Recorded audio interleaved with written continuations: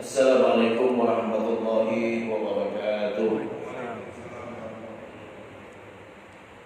Alhamdulillah wassalatu wassalamu ala Rasulillah sayyidina wa maulana Muhammad ibn Abdullah wa ala alihi wa sahbihi wa man tabi'ahu wa wala, amma ba'd. Rabbi shrah li sadri wa yassir li amri wahlul 'uqdatam min lisani yafqahu qawli wahdi qalbi wa saddid lisani bihaqqi nabiyyika Muhammadin sallallahu alaihi wasallam.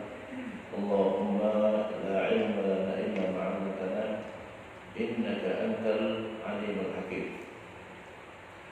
Bapak-bapak, ibu-ibu, para hadirin dan hadirat jamaah Masjid Al-Ittihad yang dimuliakan Allah Subhanahu wa taala. Alhamdulillah, segala puji bagi Allah Subhanahu wa taala. Pagi ini kita masih diberikan kemudahan, masih dijaga iman dan Islam kita, hingga kita dapat melaksanakan kewajiban kita, yaitu salat subuh berjamaah. Begitu juga ibadah puasa dan ibadah-ibadah yang lainnya. Mudah-mudahan apa yang kita lakukan, terutama di bulan Ramadan, diterima oleh Allah Subhanahu wa taala dan akan memberikan pertimbangan kebaikan kita di hari kiamat nanti. Amin ya rabbal alamin. Salawat dan salam senantiasa kita sanjungkan kepada junjungan kita, pemberi syafaat kita, Nabi besar Muhammad sallallahu alaihi wasallam. Sebelumnya kita sudah membahas tentang pengakuan, ya. Jadi kalau ada orang yang mengakui hak tertentu, ya, maka itu diterima pengakuannya dengan syarat dia balik berakal dengan kehendak sendiri, bukan paksaan, ya. Mengakui. Sudah saya sebutkan kemarin bahwa pengakuan ini ada terkait dengan haknya Allah, ada yang terkait dengan haknya manusia. Yang terkait dengan haknya Allah artinya tidak ada yang dirugikan, manusia tidak ada yang dirugikan, maka itu hak Allah. Kalau pengakuan seseorang terkait dengan hak Allah, maka dia boleh mencabut pengakuannya, boleh mencabut pengakuannya. Di antaranya, misalnya hak Allah, ya, saya belum sholat, ya aku udah sholat, ya, terserah dia lah, ya, itu antara dia dengan Allah yang tahu. Saya nggak puasa, enggak saya puasa, boleh silakan dia mencabut pengakuannya, ya, boleh dia cabut pengakuannya karena itu hak Allah, selama pemimpin belum memutuskan apa-apa terkait dengan hukumannya. Termasuk hak Allah juga berzina, karena nggak ada yang dirugikan kecuali memperkosa, ada yang dirugikan. Kalau berzina nggak ada yang dirugikan, maka itu hak Allah. Jadi kalau ada orang mengatakan saya berzina, enggak, saya nggak berzina, selesai. Ya, asalkan hakim belum memutuskan apa-apa, mau tobat, terserah, ya. Hukuman itu hak Allah, ya, terkait dengan hak Allah. Hak Allah apapun yang mana tidak ada manusia yang dirugikan. Tapi kalau terkait dengan hak manusia, nggak bisa dicabut, ya. Saya mencuri uang dia, itu nggak bisa dicabut, ya. Kalau yang bersangkutan sudah mendengar, ya tagih, mana uang yang dicuri, ya. Enggak saya, nggak bisa. Yang sudah ngomong mencuri uang saya, gitu kan. Ini ya, itu terkait dengan hak manusia. Kita sudah bahas, ya, pekan yang lalu atau 2 minggu yang lalu. Sekarang kita masuk kepada bab berikutnya. Faslun, fasal wa kullu ma yumkinu al-intifa'u bihi ma'a baqa'i 'ainihi jazat i'aratuh. Setiap yang bisa dimanfaatkan, diambil manfaatnya, ma'a baqa'i 'ainihi, ya, bendanya tetap, nggak berubah, nggak berkurang, jazat i'aratuh, maka boleh dipinjamkan, ya, boleh pinjamkan, ya, dipinjamkan. Jam tangan bisa dimanfaatkan, tapi barangnya tetap nggak berkurang. Orang meminjam jam tangan, ya, nggak berkurang. Memang jamnya berkurang, namanya terputus sehingga habis gitu, enggak, ya. Jadi pinjamkan jam tangan bisa, pinjamkan motor, pinjamkan dimanfaatkan dan barangnya tetap ada. Barangnya tetap ada, maka bisa dipinjamkan. Setiap yang bisa diambil manfaatnya dan barangnya tetap ada, maka bisa dipinjamkan. Apa hukum meminjamkan? Sunnah, dianjurkan, sunnah hukumnya. Ya. Wajib tidak. Ya. Jadi ada orang pinjam, sunnah kita kasih pinjaman. Kecuali kalau yang dia pinjam itu barang yang memang sangat dibutuhkan, kalau kita nggak kasih pinjam maka dia celaka. Baru, ya. Maka dia celaka, maka wajib kita pinjamkan, ya. Orang yang sudah mau jatuh dari jurang, ya, pinjam tali dong, kita wajib kita pinjamin. Ya, karena kalau kita nggak pinjamkan bisa celaka. Nah, ini baru wajib. Jadi hukum asal meminjamkan sunnah, bukan wajib. Hukum asalnya, tapi bisa jadi wajib kalau itu bisa berakibat kalau nggak dipinjamkan bisa celaka yang bersangkutan. Dan bisa jadi haram juga kalau kita tahu dia pinjam untuk hal yang tidak baik. Pinjam pisau orang gitu kan. Dan kita tahu bahwa dia mau bunuh orang, haram hukumnya. Ya. Jadi hukum asalnya sunnah pinjamkan, tapi bisa jadi wajib, bisa jadi haram. Ya. Allah Subhanahu wa taala di dalam Al-Qur'an mencela orang yang enggak mau pinjamkan. Ya, di surah Al-Ma'un, wa wailul lil musallin, celakalah orang-orang yang salat. Alladzina hum yura'un, yang mana salatnya liar. Wa yaqta'un al-ma'un, dan tidak mau memberikan pinjaman kepada orang lain agar mereka butuhkan. Jadi sholat, tapi pinjamkan ke orang lain sesuatu nggak mau, gitu kan? Maka itu termasuk yang dicela. Fawailul musallin, celakalah orang yang sholat. Ya, siapa mereka? Di antaranya adalah wa yaqta'un al-ma'un, sholat, tapi dia bantu orang nggak mau, pinjamkan barang dia pun nggak mau kepada orang lain. Wa yaqta'un al-ma'un adalah barang yang dibutuhkan antar tetangga, itu namanya ma'un. Jadi orang yang sholat, ya, itu harusnya dia punya sifat sosial. Jadi kalau ada orang mau pinjam sesuatu barang dia dan barang itu utuh, artinya kalau mau dipinjam orang tetap utuh barangnya, nggak berkurang sedikit pun, maka itu sebaiknya dia pinjamkan. Rawal Bukhari, diriwayatkan oleh Imam Bukhari wa Muslim dan Imam Muslim, annahu sallallahu alaihi wasallam bahwa Rasulullah ista'ara farasan. Rasulullah pernah pinjam kuda. Ya, kuda bisa dimanfaatkan, bisa ditunggangi, gitu kan, ya. Min Abi Talha, pinjam dari Abu Talha. Abu Talha ayah diri dari Anas bin Malik. Faraqilahu, lalu Rasulullah pakai buat tunggangan. Boleh pinjamkan kuda, ya. Jadi apapun yang bisa dimanfaatkan, barangnya tetap ada, ya, maka itu bisa dipinjamkan. Idza kanat manafi'uhu atharan, ya. Kalau manfaatnya tidak dalam bentuk benda, tapi dalam bentuk athar, ya. Jadi kayak kuda tadi ditunggangi, ya. Kalau mobil dipakai, gitu kan, ya. Jadi manfaatnya bukan dalam bentuk benda, tapi yang tak boleh adalah menurut pengarang kitab ini, ya, meminjamkan pohon buah, karena manfaatnya dalam bentuk benda, yaitu buah, gitu kan. Jadi kalau buah bukan pinjam tapi minta, gitu kan, minta buah, bukan saya pinjam pohonnya, gitu kan, ya. Nah, ini nggak bisa. Kenapa? Karena manfaatnya bukan dalam bentuk pemakaian, tapi dalam bentuk benda, ya, benda hasil dari barang yang dipinjamkan. Menurut sebagian ulama, tapi ada sebagian lain yang mengatakan boleh, ya, dibolehkan, ya. Tapi kalau yang seperti ini harusnya bukan dia pinjam tapi minta buah, ya, minta buah, karena dalam bentuk benda, ya. Jadi ada dua pendapat terkait dengan pinjamkan pohon. Ada yang mengatakan boleh, ada yang mengatakan nggak boleh. Yang mengatakan nggak boleh, kenapa? Karena manfaatnya bukan dalam bentuk pemakaian, tapi dalam bentuk benda. Tapi ada lagi yang mengatakan ini juga dibolehkan, ya, dibolehkan, ya, selama orang yang memberikan pinjaman itu memang mengizinkan. Ya udah, nggak apa-apa, pinjam aja, buahnya ambil aja, gitu kan? Nah, itu dibolehkan.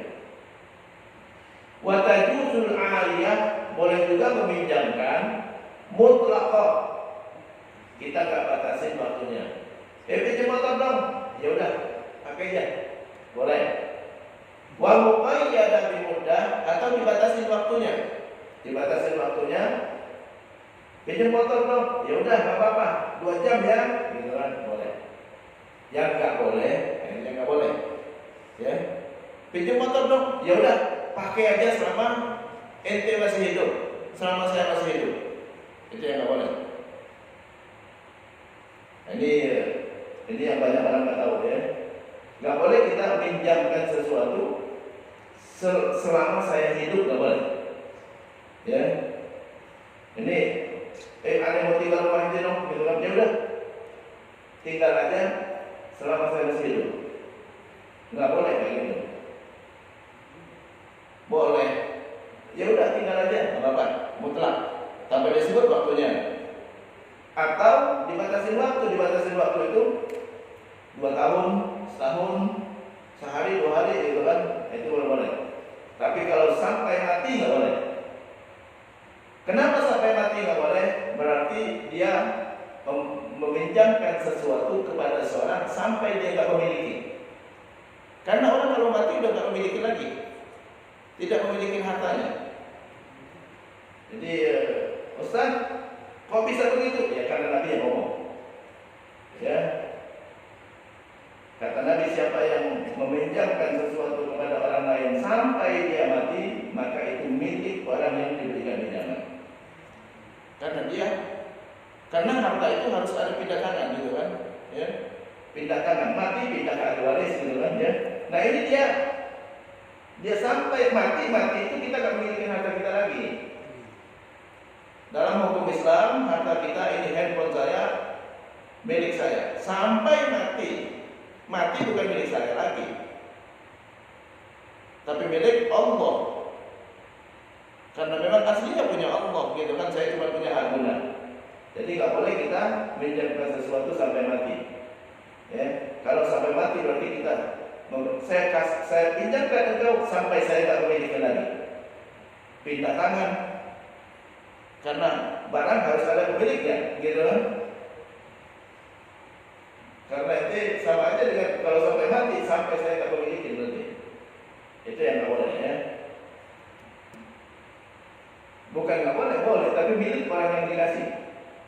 Milik dia, pindah tangan kepada yang bersangkutan karena dia sudah melepaskan hartanya, karena dia pinjamkan sampai dia nggak memiliki. Sampai mati sampai nggak memiliki sudah, ya.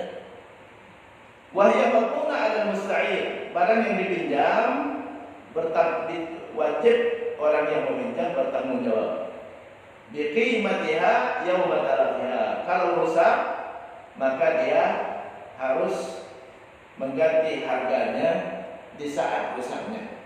Berapa saat rusaknya harga itu, maka dia ganti, ya. Hal ini berdasarkan hadis Annabi sallallahu alaihi wasallam, Rasulullah pernah meminjam ista'ara yaum Hunain, di waktu perang Hunain, min Safwan bin Umayyah adra'an, meminjam baju besi dari Safwan bin Umayyah. Safwan bin Umayyah ini non-muslim, ya, non-muslim. Temannya Rasulullah, ya. Ini menunjukkan boleh kita berteman dengan orang muslim, boleh. Cuman nggak boleh mengutamakan orang muslim atas orang muslim, itu yang nggak boleh. Berteman boleh, tapi mengutamakan orang non muslim atas orang muslim nggak boleh. Saya lebih percaya sama dia daripada ini, nggak boleh. Dia percaya sama Allah, ya. Kalau yang ini nggak percaya sama Allah, gitu kan? Kok itu lebih percaya sama orang yang nggak percaya sama Allah ketimbang orang yang percaya sama Allah? Itu yang nggak boleh. Jadi boleh kita berteman sama orang muslim, tapi mengutamakan di atas orang muslim tidak boleh, kan? Ya, saya lebih percaya sama dia ketimbang ente, ya. Nggak boleh. Kalau yang dia utamakan itu orang non-muslim, nggak boleh. Kenapa? Ya, karena kita harus lebih percaya sama orang yang percaya sama Allah ketimbang orang yang tidak percaya sama Allah Subhanahu wa taala. Jadi Nabi pernah meminjam kepada Sufyan bin Umayyah adra'an baju besi.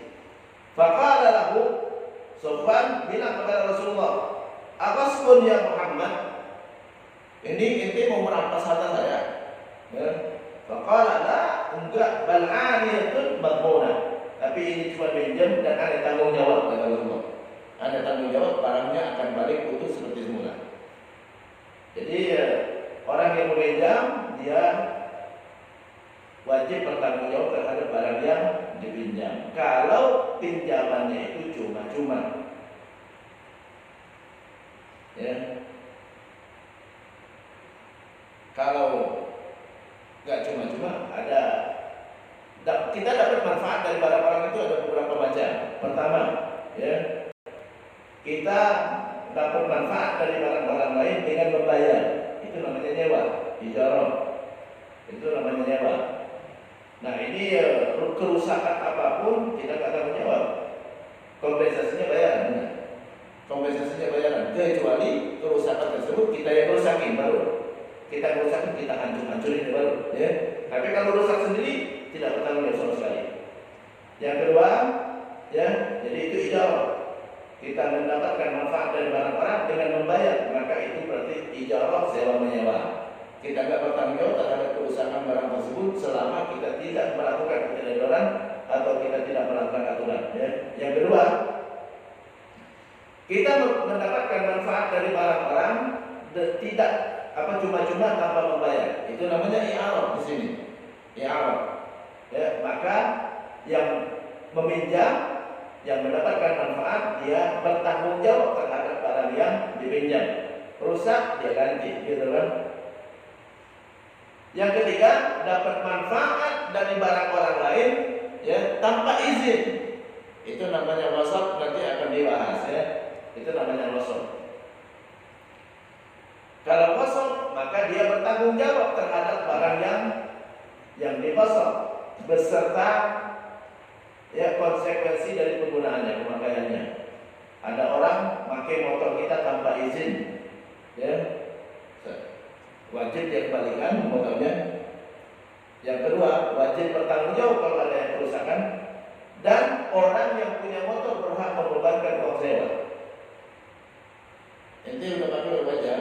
Ya, per jamnya sekian, gitu. Itu kosong. Kalau menggunakan barang-barang lain tanpa izin, ya. Jadi ada berbagai macam kita mendapatkan manfaat dari barang-barang. Jadi orang yang meminjam itu bertanggung jawab terhadap barang yang dipinjam kalau terjadi kerusakan dengan mengganti nilainya di saat rusaknya. Faslun fasal. Nah ini kosong. Wa man qasaba ma'adan li ahadin lazimahu radduhu. Siapa yang merampas, ya, mengambil manfaat dari harta orang lain tanpa izin, lazimahu radduhu, wajib dia kembalikan barang tersebut. Wajib dia kembalikan, ya. Pakai motor orang tanpa izin, kembalikan motornya. Pakai sendal orang tanpa izin, kembalikan sendalnya. Pakai menggunakan tanah orang lain tanpa izin, kembalikan tanahnya. Wa ursya taksihi, ya. Wa ursya taksihi, kalau ada kerusakan, dia nilai berapa kerusakannya? Dinilai berapa kerusakannya? Ya, kalau ada kerusakan, ya, kalau motor tadi lecet, maka berapa nilai lecetnya? Wa ujratu mithlihi, ya.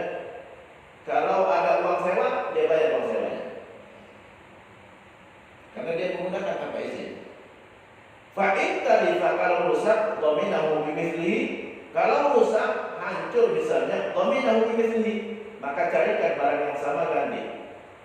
In kana lahu mithlun, kalau barang tersebut ada yang sama. Ya, dia pakai motor orang mereknya Honda misalnya, gitu kan, dia jenis Vario, ya udah dia ganti.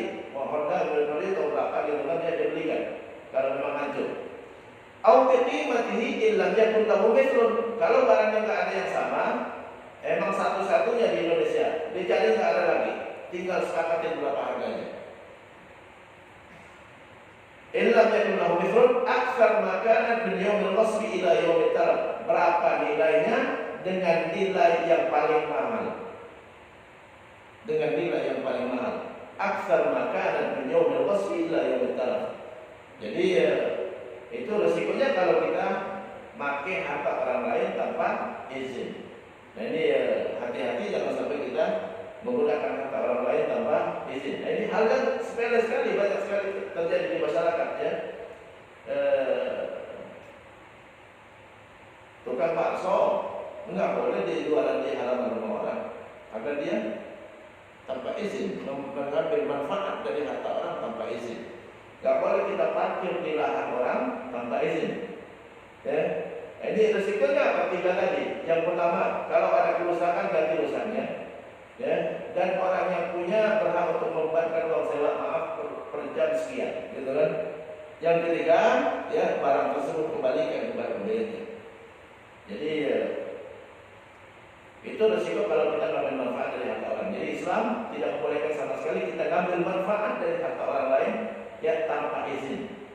Wala ta'kulu amwalakum bainakum bil batil. Jangan makan harta di antara kalian secara tidak sah. Enggak boleh ya. Ghasab ini bisa terjadi, enggak harus kita rampas lah ya. Saya sudah pernah contohkan warisan, Pak. Warisan, ada orang meninggal, harta warisannya nggak dibagi, ya sampai sekian puluh tahun, yang menggunakannya cuma salah satu dari ahli waris tanpa izin dari yang lain. Ghasab juga, merampas juga itu. Mereka berhak mengatakan mana jatah saya. Yang pertama, ya ini rumah sejak itu tinggalin banyak yang rusak, itu ganti. Yang ketiga, berapa lama yang dipakai? Anda minta uang sewa. Berapa lama yang dipakai? Anda minta uang sewa. Banyak kasus seperti ini lah ya. Nggak mau bagi-bagi gitu kan warisannya. Dia tinggalin, dia tempatin tanpa izin ahli waris yang lain. Ada tiga hal, ya. Kembalikan jatah mereka. Yang kedua, kalau ada rusak gara-gara ente pakai, ente benerin. Yang ketiga, mereka berhak untuk membayarkan uang sewa. Berhak, ya. Nah ini kadang-kadang kita ya banyak di masyarakat orang yang menyadari itu ghasab namanya. Jadi memanfaatkan harta orang lain tanpa izin. Ghasab. Di masyarakat banyak sekali yang seperti ini yang mereka nggak sadar, padahal dosa terus itu setiap hari. Dosa terus ya. Ada kasus harta warisan 23 tahun setelah orang tuanya meninggal baru mau dibagi. Siapa yang tinggal selama ini? Itu kakak yang paling tua. Ridho nggak yang lain? Ya. Ikhlas dan tidak ikhlas itu adanya di hati. Bisa aja mereka ngomong, ya nggak apa-apa sih, nggak apa-apa sih, gitu kan ya. Ikhlas itu adanya di hati, bukan di ucapan. Ya. Bisa aja dia terpaksa ngomong. Ya. Nah ini itu yang nggak bisa kita ukur, Jadi wajib kembalikan, berikan haknya. Kalau ada yang rusak selama ini pakai benerin. Yang ketiga, mereka berhak untuk menuntut uang sewa. Kita mungkin nggak pernah merampok, tapi kita sudah merampok uang sewa. Ya. Nah ini hal yang sepele sekali. Jadi jangan sampai kita memanfaatkan harta orang lain. Yang kasus di masyarakat banyak sekali gitu kan ya, orang parkir di lahan orang, kita datang ke rumah keluarga, gitu kan ya, ada tanah kosong kita parkir di situ. Ya, minta ini tanah siapa? Gitu. Tanya dulu, minta izin dulu, Pak, mohon maaf saya mau parkir di sini gitu kan. Oh iya silakan, gitu kan. Kalau kita nggak diizinkan jangan, ya. Kalau kita nggak ketemu pemiliknya jangan, gitu kan. Atau paling tidak kita titip pesan ini, saya tadi udah parkir di sini, ya tolong kalau ada orangnya nanti ya tolong kasih tahu kepada dia, hubungin saya kalau dia minta uang sewa. Hubungin saya kalau minta uang sewa, ya. Jangan sampai kita nanti bayarnya di akhirat nanti. Jangan sampai kita bayarnya dulu gara-gara dia parkir di tanahnya rusak. Ya, ini tanaman-tanaman saya rusak, ya. Hal yang sepele sekali, Pak. Jadi ya tidak boleh kita manfaatkan harta orang lain tanpa izin. Termasuk ghasab juga, ghasab. Kita nanam tanaman di tanah orang, nggak boleh. Ya. Ada tanah kosong Ustaz, ini ada tanah kosong, kita tanamin boleh? Nggak boleh. Ya, nggak boleh ditanami. Ya, bukan punya kita. Jadi kalau kita tanamin, ya, dia berhak mengatakannya, cabut tanamannya, ya, kembalikan tanahnya seperti semula. Dan berapa lama ente pakai, ente bayar. Itu haknya mereka. Islam saking nggak boleh sama sekali kita ngambil manfaat dari harta orang tanpa izin. Sama aja dengan kita walaupun ngambil manfaat bernilai uang. Kadang-kadang kita merampok tapi kita tidak merasa merampok, gitu kan? Nah ini ya wasop ya, jadi hati-hati sekali dengan wasop. Jangan sampai memanfaatkan harta orang lain tanpa izin, ya. Pakai sendal orang, untuk pastikan sendal masjid. Jangan sendal orang, mending jalan kaki, nyekir daripada kita pakai sendal orang. Entar nanti orangnya datang, loh kok basah? Ya, kembalikan sendalnya. Kalau ada kerusakan ganti, Pak mohon maaf ini sendal kalau basah ini bisa copot Pak ini. Lem-lemnya bisa rusak. Ya, Bapak ganti Pak, berikan yang baru ya. Hal yang sepele Pak, jangan kita merasa hal yang ini ya. Jadi ya, itu kosong ya. Nggak boleh kita ngambil manfaat dari kata orang lain tanpa izin. Karena Nabi sendiri mengatakan dalam hadis, kata Rasulullah, ala inna dima'akum wa amwalakum wa aradakum haramun alaikum ka hurmati yaumikum hadza fi baladikum hadza fi syahrikum hadza. Ketahuilah darah kalian, harta kalian, kehormatan kalian haram untuk dilecehkan. Jadi nggak boleh orang melukai kita, nggak boleh ngambil atau ngambil manfaat dari harta kita, nggak boleh orang merusak nama baik kita. Haram hukumnya. Merusak nama baik, ya makanya ngomongin di belakang itu haram hukumnya. Riba itu haram, ya. Kenapa? Merusak nama baik, kehormatan itu, ya. Jadi Islam melarang itu, ya. Jadi sangat dilindungi dalam Islam. Kehormatan, harta, ya, jiwa seorang dilindungi dalam Islam. Nggak boleh dilecehkan oleh orang lain, ya. Kecuali dia harus minta maaf, minta ridho, dan siap mengganti kalau ada kerugian. Siap mengganti kalau ada kerugian. Itu basar. Likhabari Abi Daud dan Tirmidzi, di sini ada hadis dari Abu Daud, ya, Sunan Abi Daud dan Sunan Tirmidzi, an Samurah bin Jundub dari Samurah bin Jundub radhiyallahu anhu, an Nabi sallallahu alaihi wasallam dari Rasulullah qala, "Ala al-yad ma akhadhat hatta tuaddi." Wajib bagi setiap orang yang ngambil harta orang lain, ya, bertanggung jawab sampai dia kembalikan kepada pemiliknya. Sampai dia kembalikan kepada pemiliknya dengan segala resiko-resikonya. Ada barang yang tercecer di jalan, kita ambil, ya, kita ambil. Ada dua kemungkinan, kita ambil mau kita kembalikan kepada pemiliknya, kita ambil mau kita miliki. Ada dua kemungkinan niatnya. Jam tangan baru banget nih, ya, ngomong apa nih kalau saya pakai gitu kan, ya, ambil dah. Itu hukumnya karena niat yang mau ngambil, mau memiliki, itu kosong namanya. Sudah merampas harta orang, tanggung jawab, gitu kan? Tanggung jawab kalau ada rusak apa-apa, gitu kan? Tahu-tahu pemiliknya, lo itu jam tangan saya katanya.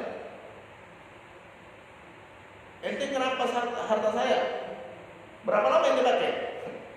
Bayar uang sewanya. Loh saya cuma nemuin doang, gitu kan? Saya mau balikin. Niat awalnya bukan mau balikin, niat awalnya mau ngambil. Yang satu lagi ngambil untuk dikembalikan. Kalau yang ngambil untuk dikembalikan, dia saat itu juga langsung bikin pengumuman. Siapa yang kehilangan jam tangan, hubungin saya, nomor sekian, gitu kan? Nah, itu dia nggak tanggung jawab kalau ini. Kenapa? Niatnya bukan buat ngambil. Jadi caranya sama, tapi hukumnya berbeda. Yang satu mau ngambil, tanggung jawab. Yang satu mau membalikan, mengumumkan, maka itu dia tidak bertanggung jawab kalau ada rusak apa-apa. Ya, kenapa? Karena dia membantu orang. Ghasab, ngambil manfaat dari harta orang, minal kabair, termasuk dosa besar. Wal asal tahrimi ayat katsira, banyak sekali ayat yang mengharamkannya, antara lain ya wala ta'kulu amwalakum bainakum bil batil, jangan makan harta di antara kalian secara tidak sah. Makan di sini artinya mengambil manfaat dari harta orang lain ya tanpa hak yang sah. Ya, baru sah kita boleh mengambil manfaat adalah kita minta izin atau kita bayar uang sewa. Baru itu sah. Dari hadis tadi sudah saya sampaikan juga, inna dima'akum wa amwalakum wa aradakum haramun 'alaikum ka hurmati yaumikum hadza fi baladikum hadza. Darah kalian, harta kalian, kehormatan kalian haram untuk dilecehkan seperti haramnya hari ini dan negeri ini. Jadi kalau dibilang agama Islam itu agama yang melanggar HAM, ya, mau salah, Islam agama yang memproklamirkan ya wajib melindungi hak asasi manusia. Jangankan sesama muslim, non muslim pun nggak boleh.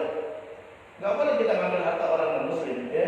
Sama sekali kalau kita dalam kondisi damai dengan mereka, kita bertetangga baik-baik, mereka taat sama aturan, ya nggak boleh kita ngambil harta mereka. Kalau ngambil maka kita merampas hukumnya, nggak boleh. Kemudian masuk ke bab berikutnya. Jadi itu memanfaatkan harta orang lain. Faslun fasal.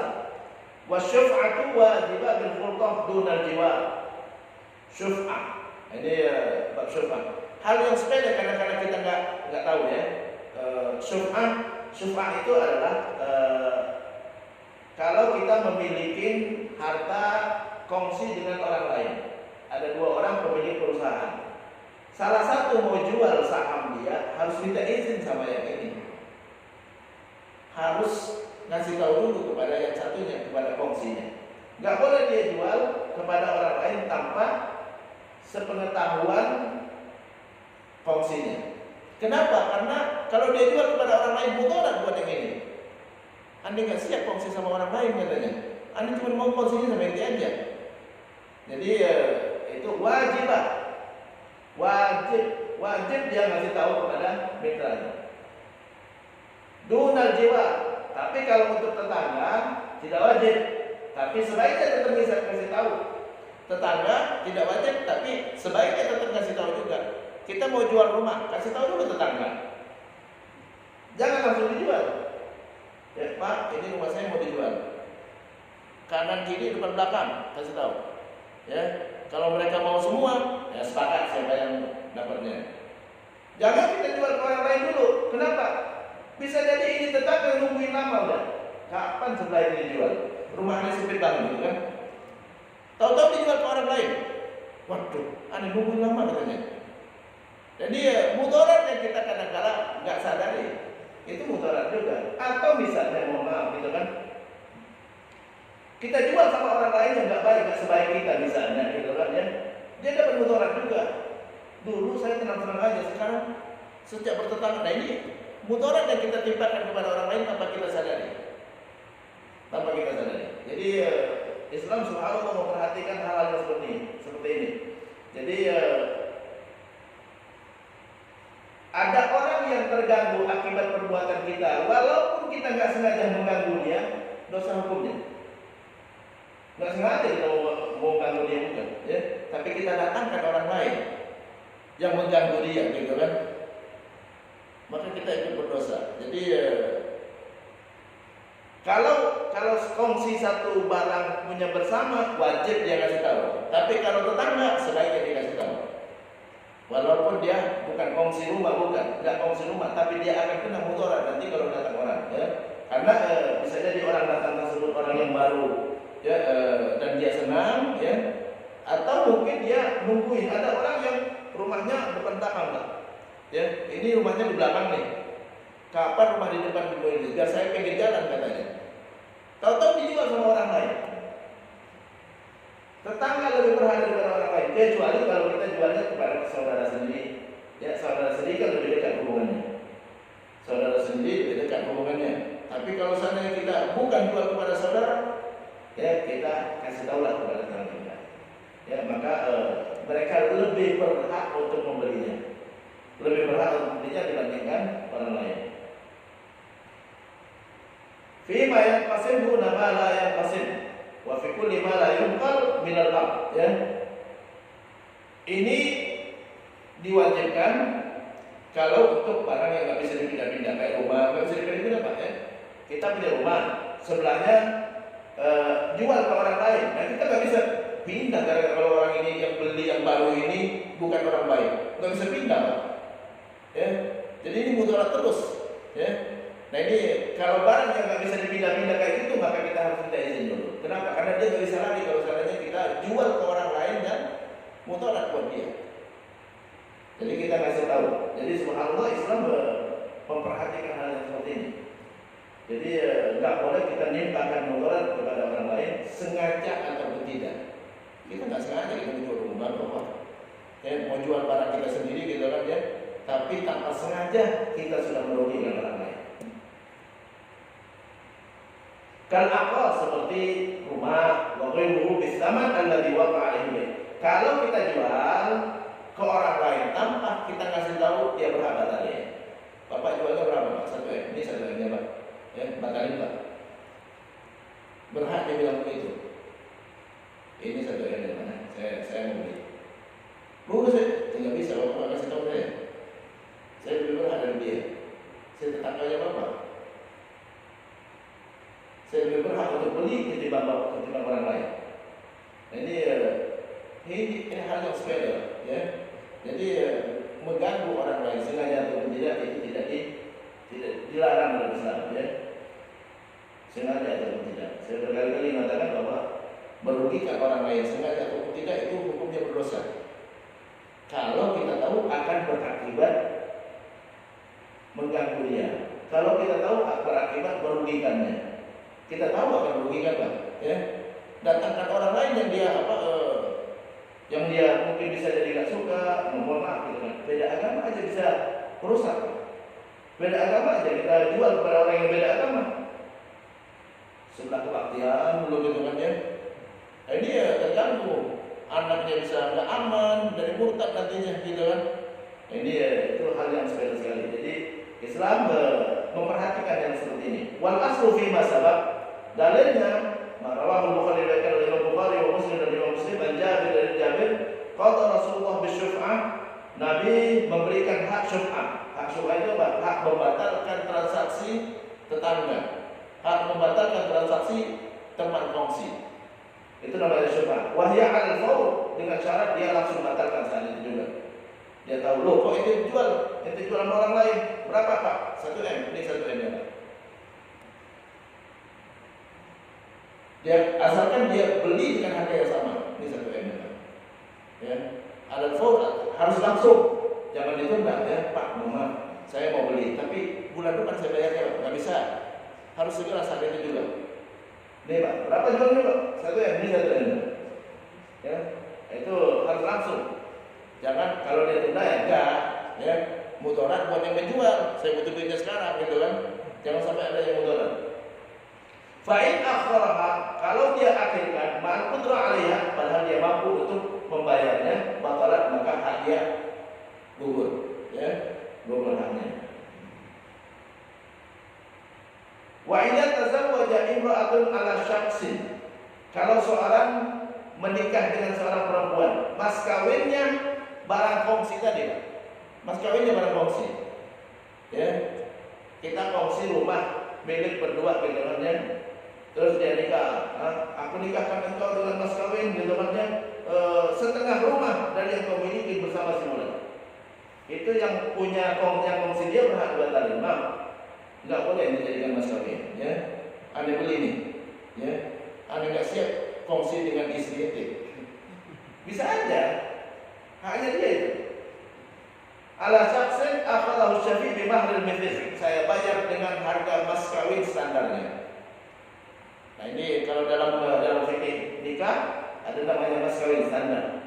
Berapa mas kawin standar? Kalau mas kawin standarnya seperangkat alat sholat, ya udah seperangkat alat sholat. Ya udah rumah jadi milik saya, ini saya ganti seperangkat alat sholat.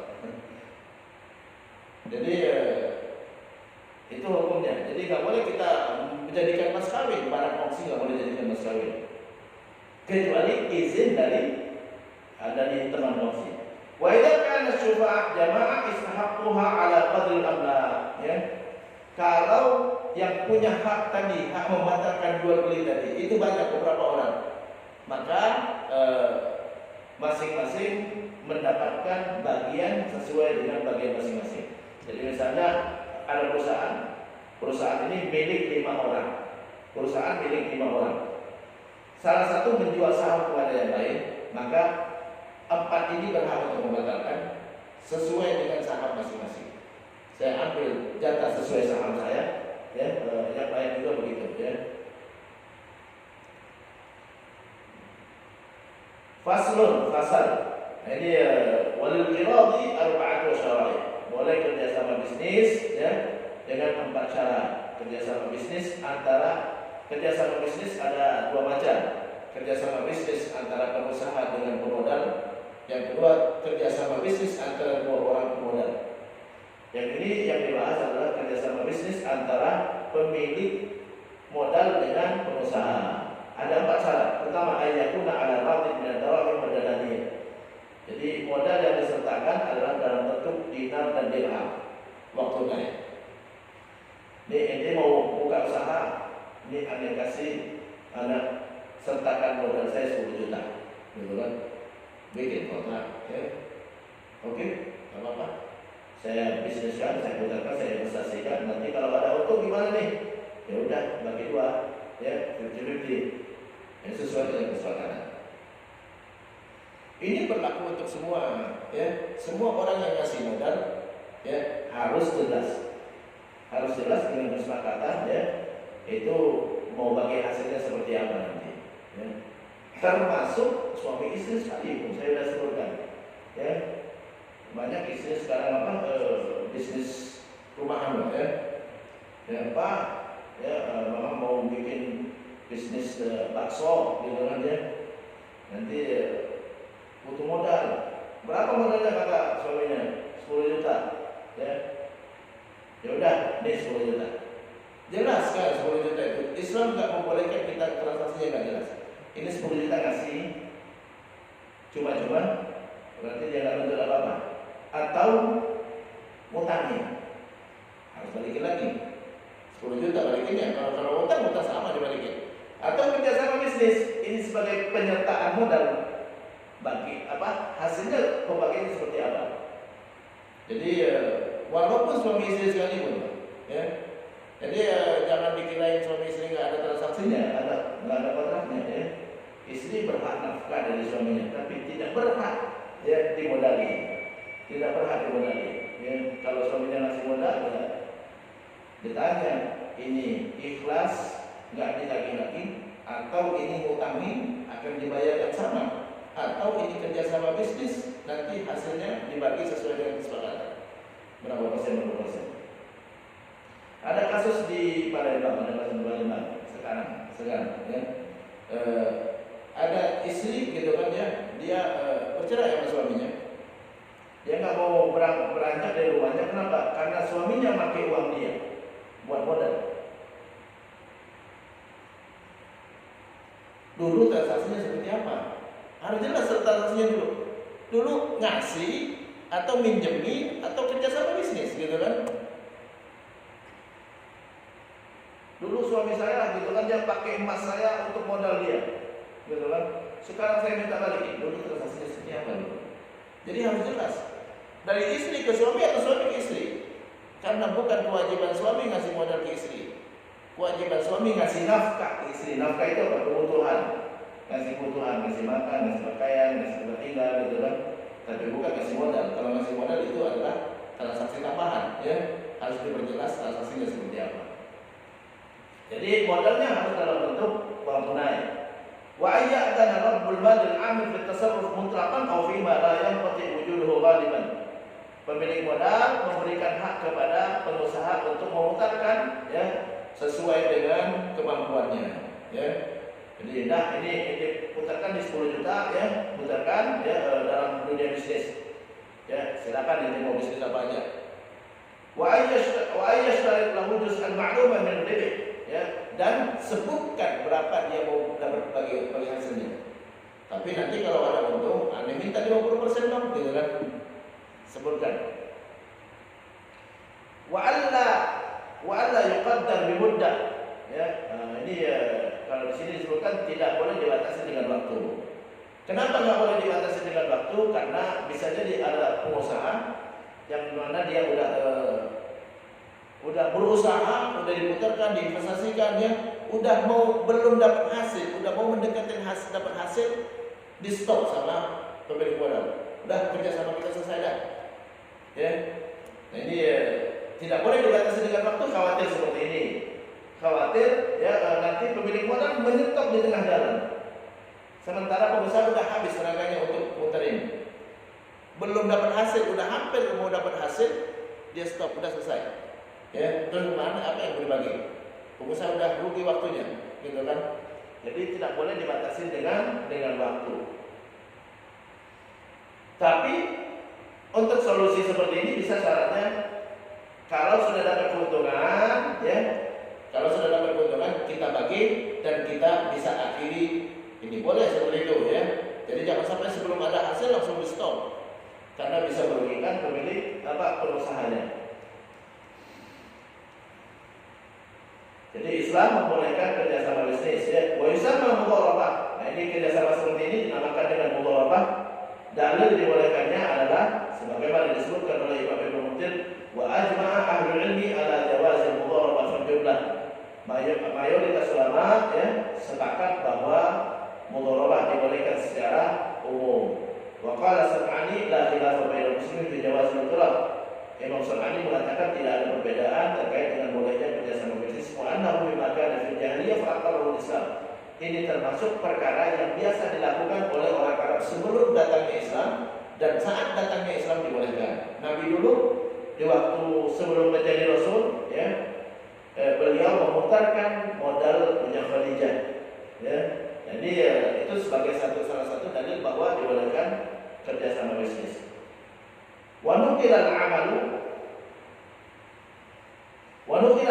bihadza an adad min sahabat, dan sebagian sahabat melakukannya, minhum Umar wa ibnuhu Abdullah wa Utsman bin Affan. Umar bin Khattab juga pernah seperti itu, ya. Di masa Umar bin Khattab, anaknya Abdullah bin Umar di waktu datang ke Basrah, ya, di waktu datang ke Basrah, itu gubernur Basrah mau ngirim sesuatu kepada Umar sebagai khalifah. Ini ada titik nih buat khalifah. Kata anaknya, gimana kalau ini saya belikan barang saja, nanti saya jual di Madinah, baru hasilnya saya serahkan kepada Umar, ya. Nah, saat itu sahabat setuju. Ya udah, apa-apa, ya. Dia titip uang kepada Abdullah bin Umar, anaknya dari Khalifah Umar bin Khattab. Nih, titip buat khalifah di Madinah, ya. Ini gimana kalau saya belikan barang? Saya belikan barang, nanti saya jual di Madinah, ya, dapat hasil, ya, nanti baru saya kasihkan kepada Umar. Dan sahabat setuju, dan hasilnya dibagi dua. Itu yang pernah terjadi di masa Umar. Artinya bahwa sahabat setuju dengan sistem kerjasama bisnis seperti itu. Wa Utsman bin Affan juga pernah melakukannya.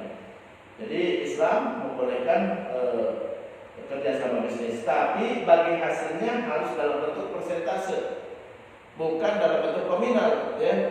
Jadi bukan dalam bentuk nominal. Kalau dalam bentuk nominal, maka bisa sama aja dengan riba nanti, ya.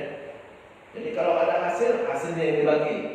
Ya, kalau ada hasil 50% buat kamu, 50% buat saya. Yang nggak boleh, ya, tiap bulan kamu harus serahkan bagi hasilnya sekian rupiah. Itu yang nggak boleh. Kalau kerjasama bisnis seperti ini, ada untung dibagi, nggak ada untung nggak dibagi. Kalau rugi bagaimana? Kalau rugi nggak boleh nuntut ganti rugi dari pengusahanya. Kalau kita nuntut ganti rugi modal, maka berarti mutangin. Kalau mutangin nggak boleh ada tambahan. Jadi kadang-kadang banyak kasus di masyarakat gitu kan, ada yang mutangkan modal orang lain. Saat rugi, wah dulu modal 10 juta itu balikin dong, gitu kan? Nggak boleh. Kalau minta balikin modalnya berarti dulu mutangin. Kalau mutangin nggak berhak bagi hasil. Kalau pakai hasil mutangin bagi hasil, maka berarti berbunga utangnya. Jadi harus ditentukan ini utang. Kalau utang dikembalikan modalnya yang sama, kalau bagi hasil diberikan bagi hasil, gitu kan? Diberikan bagi hasil, modalnya kalau masih ada dia boleh ambil. Kalau udah nggak ada lagi, habis bangkrut, maka dia rugi modal. Jadi itu kerjasama bisnis. Beda kerjasama bisnis dengan kita kasih utang. Oke, saya cukup sampai di sini. Kalau ada yang mau tanya silakan. Ya, wassalamualaikum warahmatullahi wabarakatuh. Assalamualaikum warahmatullahi wabarakatuh. Yang mohon Allah kepada kalian yang bertanya kami silakan. Pak Haji akan seperti ini. Assalamualaikum warahmatullahi wabarakatuh. Waalaikumsalam warahmatullahi wabarakatuh. Pertanyaan saat ini kan pemerintah, kalau tanah atau aset yang hidup, mereka akan peraturan diambil alih oleh pemerintah. Kalau apa? Tanah atau lahan yang tidak dimanfaatkan, Akan diambil alih oleh pemerintah.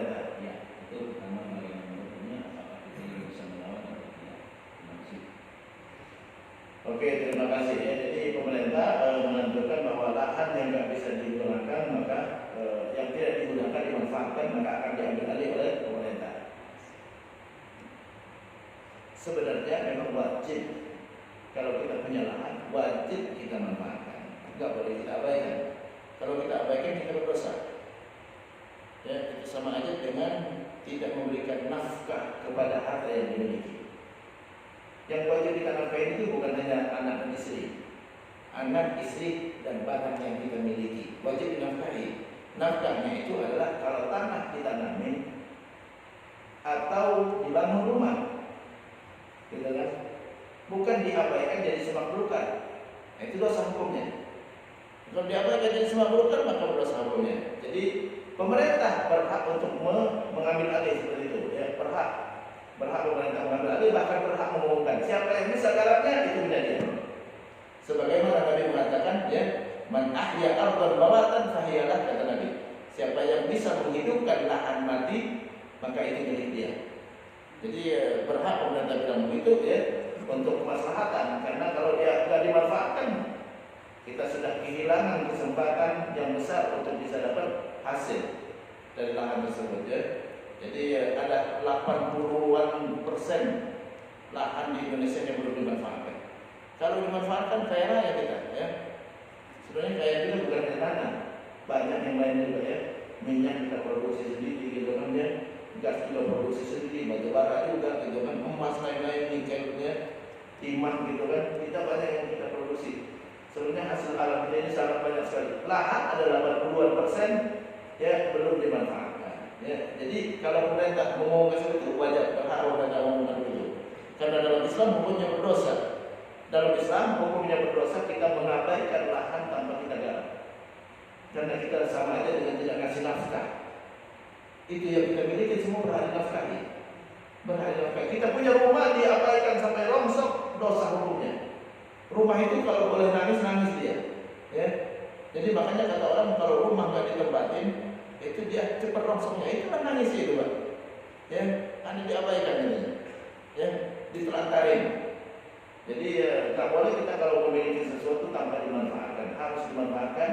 Kalau nggak, mending jual saja, berdosa kita, karena kita tidak memanfaatkan nikmat Allah. Salah satu tanda bersyukur pertama mengakui itu nikmat Allah, yang kedua menggunakannya dalam kebaikan. Ada kewajiban menggunakan kebaikan atas nikmat yang Allah berikan kepada kita. Yang ketiga, tambah ibadahnya. Itu tanda orang bersyukur. Jadi kalau kita abaikan, kita punya lahan jadi semak belukar, dosa. Sepanjang masa selama itu tidak digarap, maka dosa hukumnya. Kenapa? Karena kita mengabaikan nikmat Allah, nggak bersyukur terhadap nikmat Allah, nggak bersyukur, dosa hukumnya. Ya. Jadi Allah kasih sesuatu kok diabaikan, gitu kan? Kalau kita kasih sesuatu, Pak, kita kasih jam tangan ke orang, gitu kan, ya. Terus jam tangan itu ditaruh aja, nggak dipakai-pakai, tersinggung, Pak. Ya, sampai rusak itu jam tangannya. Mana jam tangan itu ada di meja tuh, ya. Kok nggak dipakai, udah rusak? Tersinggung kita. Kok nggak dipakai, kok nggak dirawat, gitu kan, ya. Saya udah ngasih dia, gitu kan. Sama, ya. Begitu juga semua nikmat Allah. Jadi berhak pemerintah mengatakan begitu. Ya, siapa yang nggak garap lahannya, maka diambil alih oleh pemerintah. Maka digarap, wajib digarap, ya. Karena Nabi sendiri ngomong yang sama. Kata Nabi, man ahya ardhan bawatan fahiyalah. Siapa yang menggarap lahan mati, lahan yang nggak digunakan, ya, maka milik dia, kata Nabi. Maka milik dia. Jadi pemerintah berhak untuk itu, ya. Digarap sama pemerintah, milik pemerintah. Jadi ya, wajib kita garap. Ya, kalau enggak, ya jual saja. Allah. Baik, Ustaz, masih ada pertanyaan. Apakah kita